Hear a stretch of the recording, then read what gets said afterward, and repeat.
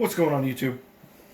Alright, today I wanted to make a video because, there's a lot of stuff going around in the media right now and a whole bunch of anti-gun propaganda and stuff.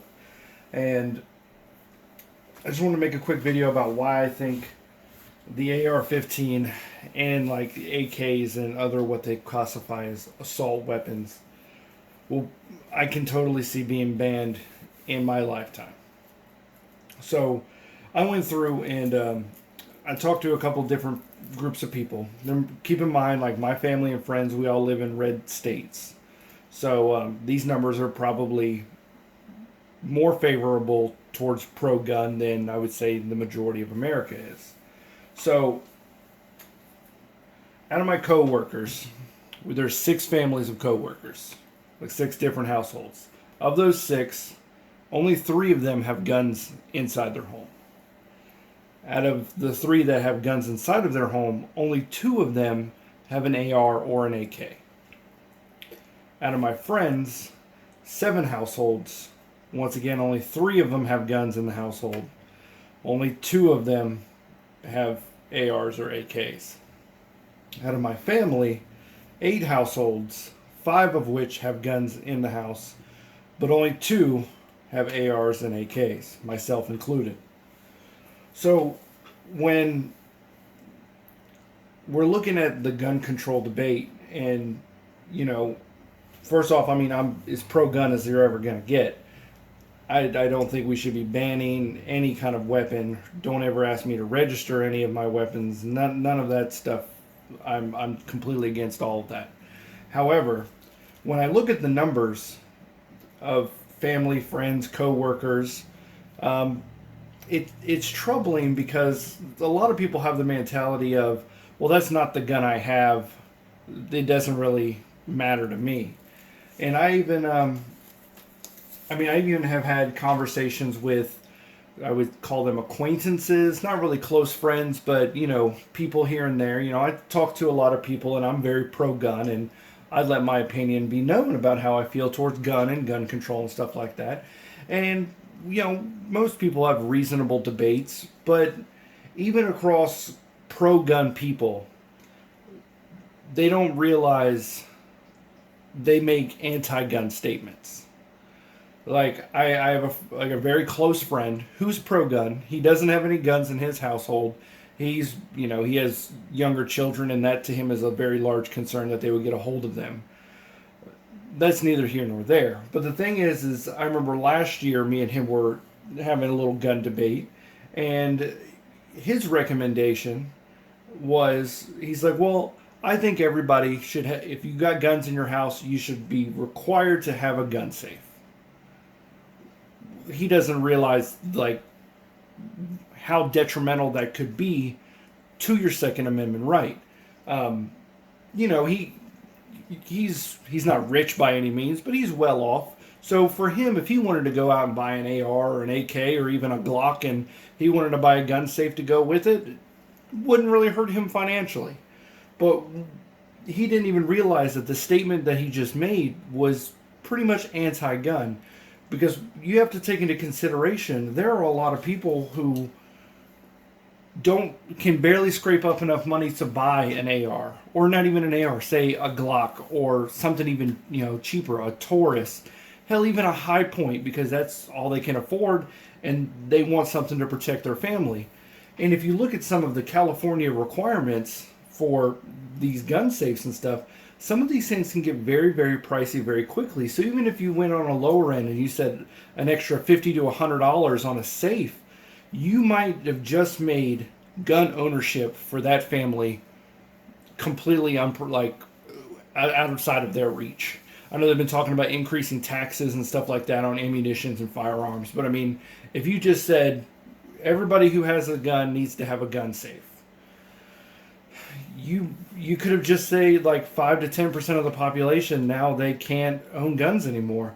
If you would have talked to me 15 years ago, when the only 2 guns I had at the time were my Savage Model 64 .22 long rifle, and I had a Smith & Wesson 6906.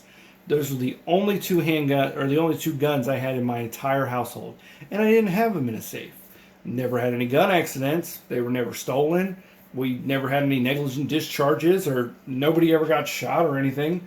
Never had a gun safe. They sat in my bedroom, in my closet, and they were perfectly fine there. But 15 years ago, if I was forced to go buy a $100 safe for those two guns, I probably at the time would have probably, taken them over to my parents' house and put them in their safe, and I would have been left defenseless. So those are, like, I hear little statements like that all the time, where even by pro-gun people, and they don't even realize that that's an anti-gun statement. My response to my friend was, even if you required to have a safe, it still comes down to responsible gun ownership. So just because you have a safe in your household, it doesn't mean they're going to use it. It doesn't mean that the kids don't know the combination to it. It would completely negate the point of having the gun safe there in the first place. You just made them buy an extra $100 piece of hardware that's going to sit in the house unused, that probably isn't going to really prevent anything in the first place. So little things like that, I have a feeling, are just, going more and more towards a future gun ban for the United States. I mean, we've seen the assault weapons ban before, so we know it can happen. So let's not be naive and say, oh, it's never going to happen. I don't think anywhere in the foreseeable future are we going to see a complete weapons ban, or trying to confiscate firearms. I don't think, and I hope that would never happen. But I can totally see an assault weapons ban. I mean, if you look at the information from my friends, family, and coworkers, where it's about half of them own guns, and they're all pro-gun. Half of them own guns. And then if you look at the percentage of AR and AK owners, that's an even smaller percentage of that group. If you look at the nation as a whole, they roughly report 52% of people are pro-gun. So let's say out of that, a quarter, say 25% of all Americans own guns. Let's break that down even further. How many of that 25% own ARs and AKs? Or what they would consider any kind of assault weapon, a semi-auto magazine-fed weapon? I would probably venture to say it's between 5 to 10% of the population. And, anti-gun people they do a great job at pushing the anti-gun agenda. Every time we have a mass shooting or a gun tragedy, anything like that, they push and push and push for stronger gun control measures and all of these other things. And we ended up passing a couple of feel-good bills that don't do anything. And at the end of the day, another mass shooting is going to happen. It's unfortunate, it's tragic, but it's going to happen again. And taking away, weapons from law-abiding citizens is crazy. And another real thing that I'm very concerned about is how they would go about making an assault weapons ban. Every assault weapons ban or gun ban that's happened throughout history, they have taken weapons and said, pretty much anything that's already in existence is grandfathered in. Well, I'm in Florida, and they just passed, this bill with rate increasing devices are now just illegal. It doesn't matter if you had them before or not. I mean, as of October 1st of 2018, bump stocks, binary triggers, lightweight bolt carrier groups, unless the NRA gets that overturned, those become illegal overnight. There's no grandfathering those things in. We're pretty much going to become criminals overnight. Luckily, I have pro-gun family in another state where I'll probably ship those items to, but that just seems crazy to me. I mean, what if they did that with ARs and AKs? Say you woke up tomorrow, there was a emergency session of Congress and the Senate, and they just said every AR and every AR variant, every AK and AK variant, completely illegal. You need to turn your weapons in. Well, I think that would there would be some civil unrest involved. I mean, I don't want to become a criminal overnight. And things like that, kind of concern me. And like I said, since we've already seen assault weapons ban before, I just feel like ARs, while they're a blast. I love my ARs. I never want to give these up. Um, I probably will never give them up. Um, I can see where we could be looking at an assault weapons ban in the future that's going to make these things illegal. And I think the only real steps that we can take to help negate some of that is to, take one of your liberal friends or anti-gun friends to the range. I mean, I do it all the time with acquaintances and friends that you know don't have a gun or whatever. They'll go out to the range with me, and I show them. And I mean, after a couple of times of shooting one of these things, you realize that like this really isn't the problem. Like it's really not. Neither one of these. My AR-10, my AR-15, and I got a couple other AKs and different AR variations. I mean, it's not going to change anything. You could ban these things all day. You're just going to take them out of the hands of good, hardworking people, and the criminals are going to be a little bit left with them. And it's not going to stop another mass shooting. It it's bothering. It really is troubling when you really look at like the big picture. Because I mean, and I'll give you a little example. This is the nice itty bitty AR-15 round. While it's a great round, and this is my wife's go-to weapon. If there's a bump in the night and somebody kicks the door and I'm not home, this is probably what she's going to grab. She feels the most comfortable with it. She's the most accurate with it. It's light, easy to control. I keep it loaded, one in the chamber. She knows that all she has to do is pick it up, pull the trigger, and she's good to go. But everybody wants to ban this itty bitty round, and they're talking about how deadly and how devastating it can be. And I actually had a lady at the gun range. She's anti-gun, and asking me and my father about why we think we need these things. And I won't get into that. I mean, this is my right. I'm not going to explain to you why I need my right. It's my right to own this, and that's pretty much that. I don't ask you why you need to sit here and run your mouth about your beliefs to my face, but it's neither here nor there. That's your right. If you want freedom of speech, knock yourself out. But they're all flipping out about this round. When you put something like this down, nobody seems to want to ban this one. This is 7.62 by 54R. This is a round for my Mosin, and I mean, it's probably not as accurate as either of these rifles are. However, it packs a pretty good wallop and stuff. And I asked the same lady too. She was going through, and I had all sorts of guns out there that day, and she was talking about how, what do you need this for? What do you need that for? And I told her I didn't really want to get into that debate. But I asked her. I was like, well, I've got another one, and let me know what you think about it. And hold on, let me grab it real quick.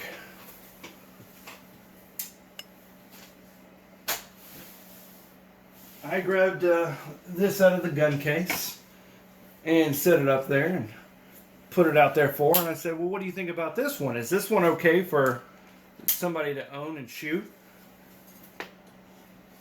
And of course, oh no, what do you need this thing for?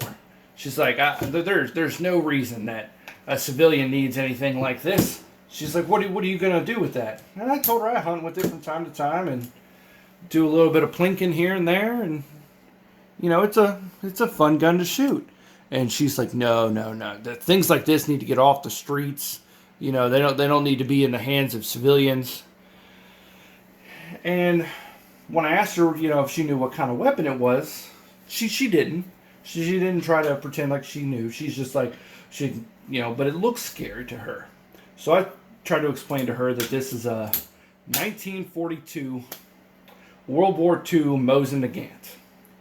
That this is a bolt action, and sure, it's magazine fed, but yeah, this was used during World War II, and it's not semi-automatic. It's pretty much, I don't think any state has any kind of ban on any weapon like this. It never has been. But to her, it looks scary, and she was kind of a we won't get into what she was. She was passive aggressive rude. But trying to make a YouTube video as well, probably. And she wanted to let her feelings know. But at the end of the day, I mean, with a skilled shooter, you could be just as deadly with the bolt action Mosin Nagant with some good ammo out of it than you could be with an AR-15. I mean, really, banning anything isn't really going to do anything to help society. I think there are some steps that we could take that could help out society a little bit. And I'll give you an example. My wife is a psychologist. You know, she is, she works in the mental health industry. And there are currently no real steps for her to take outside of calling the police to say, hey, this person might hurt themselves or hurt somebody else, or, calling the Department of Children and Families and stuff like that. But she works with some mentally unstable people on a daily basis that should not have access to firearms. And she currently has no real way to let anybody know that. Besides calling the police, and sure, the police will make a police report, but that doesn't stop that person from buying a firearm. Having the police department fill out a police report that she called in and expressed her concerns that this person might hurt themselves or hurt their mom or boyfriend or whatever. The police might go check on them if they think what she said was reasonable. But I kind of think that we should be able, at least she, I'm not saying everybody, there probably should be a procedure in place for a mental health professional. I'm not talking a social worker or a case manager or something like that. Like, she is a psychologist. Like, she should be able to let somebody in the NICS system know that, hey, this person is very troubling. Maybe we should give them a 6-month or a 12-month ban, or at least something like that, so we can make sure that this person doesn't go out and do something crazy. And there's currently nothing that she can really do outside of notifying DCF or the police department about an individual and hope that they do their due diligence, which, as we saw in Florida, even the FBI and local police departments dropped the ball. But if somebody was able, now, like I said, not everybody, I feel like there should be a certain level of professional requirement before you could stop somebody from purchasing a firearm. And there definitely should be an appeal process. I feel like we need that in place to say, this person, put forth this, and you can buy a firearm for the next 30 days, 6 months, a year, depending on the situation. And there definitely should be an appeal process, because I recently hurt my back, and this just happened yesterday. So I went to my doctor and stuff, and he recommended to go see a chiropractor, because I fell a couple of weeks ago doing a little bit of firearms training. Thought I was fine, and I ended up messing with my sciatic nerve, and it's put me in some pain and stuff like that. So I went and saw him yesterday, and he sent over a prescription for a little bit of muscle relaxers and stuff to help out. My doctor actually messed up my prescription. So when he sent it over to the pharmacist, he prescribed me the wrong medication. My pharmacist called me and was like, it was an odd thing to pop up, and asked me about it. He said, hey, the doctor just sent over this medicine. It's very expensive, and it kind of seems a little out of place. Is this correct? Do you want us to fill his prescription? And I asked him, well, what's the name of the medication? And it was Abilify. Now, I know a lot of people who, don't take medications and stuff like that, or really know. I only know because my wife's a psychologist. Abilify is an antipsychotic medication. Considering I went to my doctor for sciatica, that's probably not an appropriate prescription. But if there was no checks and balance system in the gun world, I called my doctor this morning and said, hey, you screwed up. You sent the wrong prescription over. And it was a clerical error from somebody in his office. Sent over, they got me and the lady he saw right before me. He got our prescriptions flip-flopped. She ended up with some muscle relaxers. I ended up with some antipsychotic medication. Kind of a large screw up. So in the state of Florida, if there was a policy in place to where if you're on antipsychotic medication, you can't have firearms. That seems pretty reasonable to me to do that. If you're on antipsychotic medication for an antipsychotic situation, probably shouldn't have firearms. So I might have been in a situation where the police could have been knocking on my door this morning if Florida had, implemented something like that says no mentally ill people are allowed to possess firearms. I have firearms that I filled out the 4473s in my name. So I could have had police coming knocking on the door this morning to confiscate weapons, which obviously would be a big problem because I'm a law-abiding citizen that is not psychotic. So there definitely needs to be some checks and balances and some appeal processes and stuff. And I think as a whole, as the gun community, we all agree people with mental problems shouldn't have access to firearms. I really haven't heard any people say, yeah, crazy people should be able to have guns. There's usually, there's usually a little bit more thought that goes into statements like that.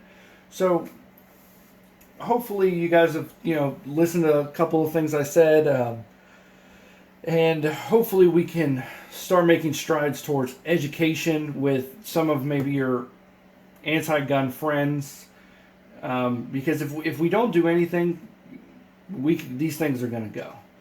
If we just sit back and just say, oh, it's not my gun, I don't carry anything like that, it's not a big deal, why, you don't really need that, you're just going to slowly chip away. And I can already see that happening because, like I said, even the pro-gun people that I know, not everybody has an AR or an AK. So even with the pro-gun people, I know a couple of my friends, if it came up and there was an assault weapons ban, I could see a couple of them voting for it just because, they got their handy dandy revolver, sitting in the nightstand at home, or they got their Glock, and that's all they're really ever going to buy and ever going to need, So hopefully you guys can start that conversation with your anti-gun people. Let's not have rude and belligerent arguments. That's never going to get anywhere. But just have reasonable heart-to-heart conversations with people and let them know why it's important to you. Because I know why my AR is important to me. Like, I know, like, this gun is what my wife would go to. This is what my wife would defend my daughter with and her life with if I wasn't home. While I might pick something a little bit different for, bump in the night, close quarters, I'd probably pick something like this with a flashlight and everything else, and I'd feel a little bit more comfortable because I can, kind of defend myself and still have the gun. But for my wife, this is what she's comfortable with. This is what she loves. So let her have it. Let her defend herself and the house and the kids. I won't waste any more of you guys' time, but just try to take that to heart. Really talk to some of these people and try to see where they're coming from, and maybe try to give a little bit more insight, a little bit more reasoning as to really why you think these guns shouldn't be banned. And I didn't go into a whole bunch of reasons why I don't think they should be banned. Everybody has their own little thing, and try to use that to your advantage. Start the conversation, and maybe we can shift all of this anti-gun propaganda into something more constructive, like a mental health movement, because I feel like this country really needs some of that right now. All right, guys, take it easy.